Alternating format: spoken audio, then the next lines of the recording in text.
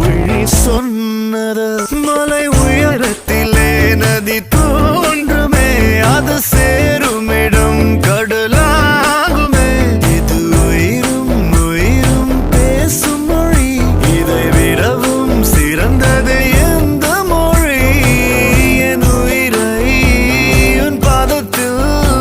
காணிக்கையாக்குகிறேன் கடவுளே கடவுளே மீண்டும் நான் பிறந்து விட்டேன் உன்னாலே கனவிலே